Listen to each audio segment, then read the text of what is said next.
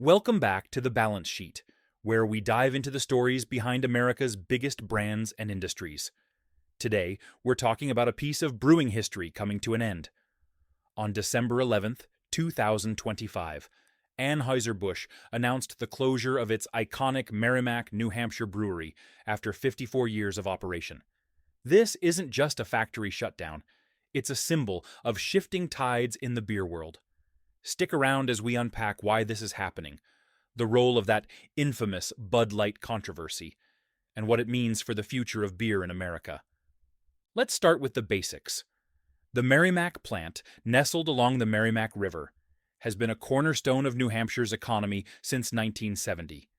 At its peak, it employed hundreds, and was famous not just for brewing, but for being home to the Budweiser Clydesdales training program.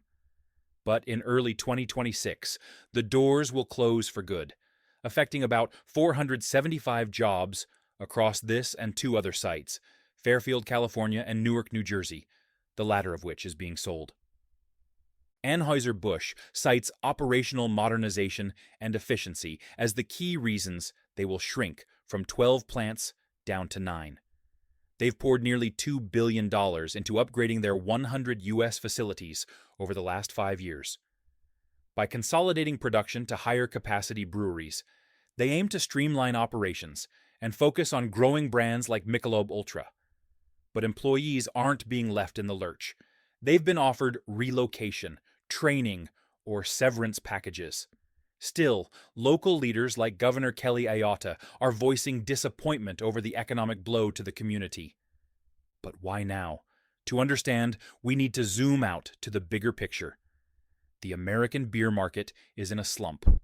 National beer sales have been stagnant, with volumes down about 5.7% through August 2025. Macro brewers like Anheuser-Busch are feeling the pinch, leading to these tough decisions. One fascinating fact here: did you know that Stella Artois, often thought of as a premium import from Belgium, is no longer imported to the U.S.? Since 2021, it's been brewed right here in American facilities like St. Louis and Los Angeles, following the original recipe under Belgian supervision. This shift was all about efficiency, cutting shipping costs and emissions while keeping that reassuringly expensive vibe. Merrimack even produced some Stella, but it wasn't a main hub after 2021. Of course, no discussion of Anheuser-Busch's challenges would be complete without addressing the elephant in the room: the 2023 Dylan Mulvaney Bud Light campaign, the biggest ad blunder from a major corporation since Gillette's "It's on Us" ad campaign from 2019. What started as a single Instagram post for March Madness, featuring the transgender influencer, sparked a massive conservative-led boycott. Sales plummeted. Bud Light volumes dropped 25 to 30% in the immediate aftermath, losing its spot as America's top beer to Modelo Especial, ironically also owned by AB InBev. The financial hit was brutal.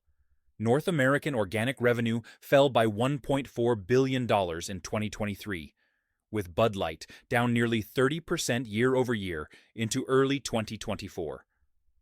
By mid-2025, AB's U.S. revenue was still down around 9%, and the brand lost 30% of its core customers.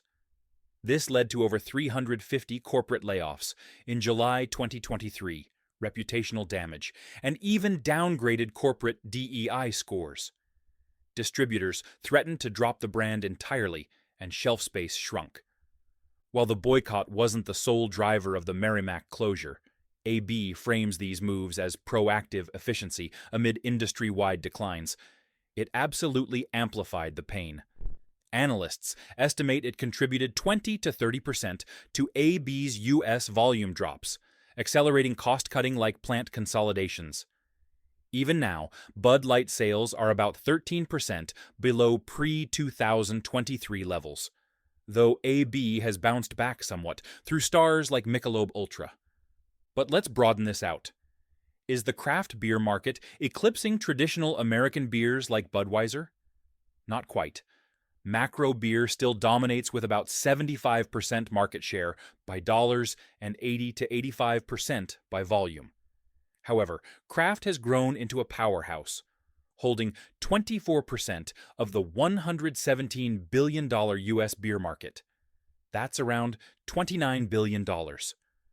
Craft shipments are down about 5% year over year, but dollar growth is up 1% thanks to premium pricing.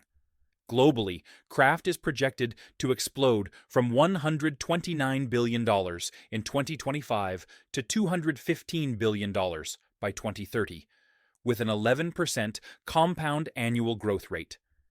North America commands half of that market.